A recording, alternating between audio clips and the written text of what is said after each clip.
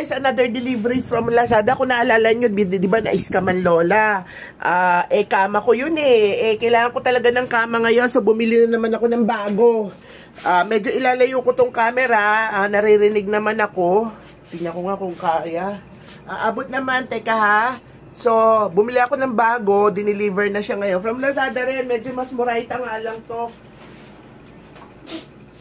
Pasensya na at alam niyo naman ang bahay ng Lola, napakaliit. So, tingnan natin kung okay na to. Alam niyo, nagkaroon ka na ng phobia. Dahil baka iba na naman ang pinadala sa akin. Pero maganda rin sana ito Maganda rin ito doon sa picture. Tingnan natin kung talagang maganda nga ba. Kasi isa, diba, pinakita ko naman sa inyo yung picture, pero talaga na-scam ako. Luckily, na-refund po tayo ng Lazada. At saka kudos po doon sa JNT Moonwalk. Dahil napakababait po nila, inassist po nila ng todo ang Lola. Akala nila matanda na akong tomboy. Yan, so mukhang okay naman siya kasi yun din yung drawing, yun din yung nandoon sa pinaka website nila. So check natin, sana naman maganda na kasi ilang araw na ako hindi nakakatulog ng tama kasi wala nga akong mahigaan. Nag-agap ako, pero iba nga ang pinadala nila. Nakakaasar, pinagdusa ako. Dapat kasi doon ako sa taas natutulog. Kaya lang just recently, ayoko matulog doon dahil baka pagka inatake ako ng rayuma. Yun ang kinakatakot ko kasi. Hindi ako makakababa. Ay! Hallelujah! Thank God! Mukhang okay naman. Bungad na bungad pa lang guys, foam na foam ang dating. So, I bought this around 1,300 plus, pero ang original price niya is 1,800 ata. Kasi, di ba, sale ngayon sa Lazada. So, buksan na natin siya. Huwag natin patagalin. Ay, naku po, salamat naman po, Panginoon. At mukhang tinupad ata ang pangarap kong magkaroon na ng kamang maayos-ayos. Kaya lang, alam nyo guys, feeling ko medyo nabudol ako ng bahagya din ngayon.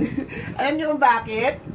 Kasi ang in-order ko 65 yung with yung pinaka lapad niya. Tingnan natin Parang hindi 65 to. Pero okay na rin. Okay na sa akin. Hindi na ako magrereklamo. Huwag lang katulad ng dati. Okay. Okay, pumasok naman siya guys sa 65.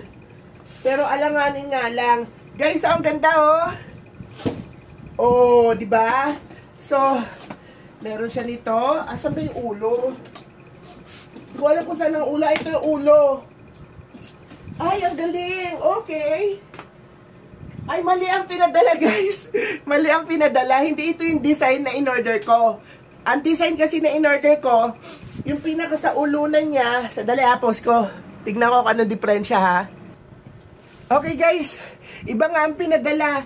Kasi, pero okay na rin. Wala na akong reklamo, okay na rin. Sapat naman kasi sa presyo itong pinadala nila sa akin. So, dapat kasi, ang binili ko is, teka, baba ko pa. Ayan. Dapat kasi binili ko, dapat dalawa lang yung paan na ganito. Tapos, itong pinaka nasa ulo, natataas ng unti-unti. Yung parang may clicking siya. Ang pinadala sa akin yung di ganito. Teka, sandali, lapit ko ha. Yung D-hook ang pinadala sa akin.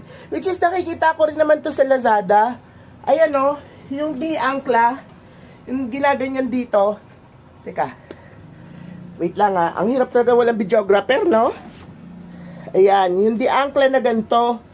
Pero dapat ang in-order ko talaga, yung parang meron siyang mekanismo rito na pag inangat mo siya, angat na siya. Tapos pag inangat mo siya ulit, tapos binalik mo ganoon, bababa siya. But anyway, pwede na. Kasi sa presyo naman na binili ko siya, it's almost the same. Yun nga lang, hindi ko gusto tong pinakatela nito. But anyway, yung tela ng dati kong kama, yun na lang din ulit ang gagamitin ko. Kasi ayoko talaga nito, labahin to. Ang hirap-hirap pa naman laban nito. Paano kaya to tatanggalin? Ako, nakatahi na siya guys. So, hindi mo na siya, wala ka ng pagkakataon na malabhan siya.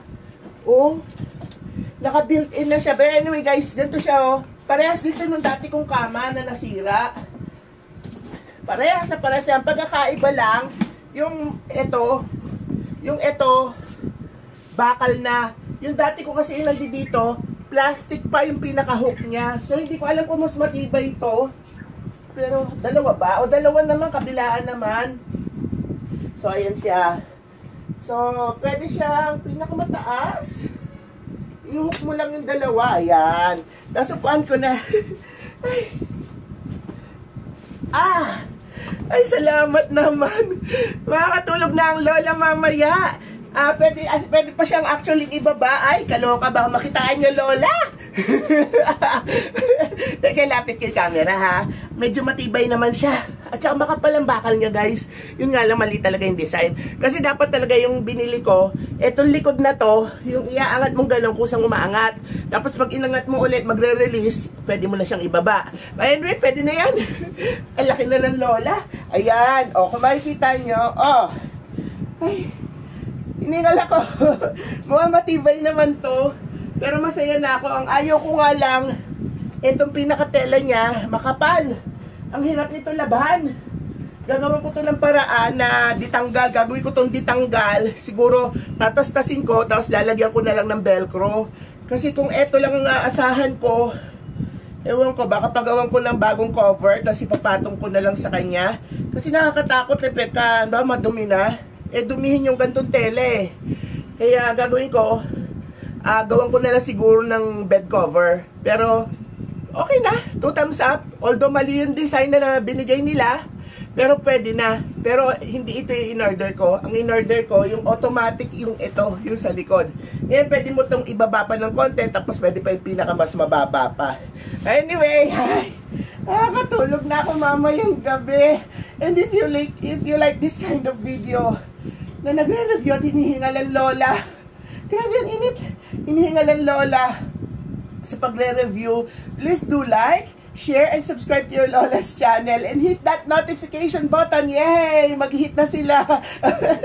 And please, kung kayo nasa ibang platform, it's always your lola with an H.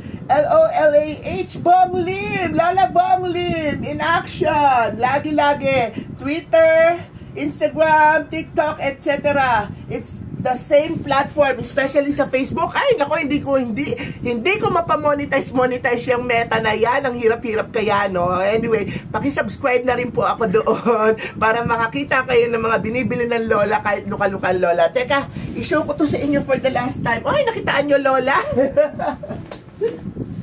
Ay. Okay, yan siya, guys. Oh, maganda naman siya. And besides, makapal ang bakal niya compared dun sa dati kong nabili. Okay, fold natin siya. At yung curious kayo, ay, yun lang, hirap niyang i-release. At kung curious kayo sa ilalim niya, makita ko sa inyo ilalim, ha. Oh, mukhang okay naman. Makapal naman. Alam nyo, ha, sasabihin ko sa inyo kung bakit na i-review ko yung isa kong nasira na ganito, which is yun din yung iingatan ko dito. Kamuntik madisgrasya ang lola doon, kamuntik mabalian ng isang daliri. Ikikwento ko sa inyo, hanapin nyo at i-review ko yung isang nasirang ganito, kung ano yung mga defect ng design niya. Okay, maraming salamat mga apo.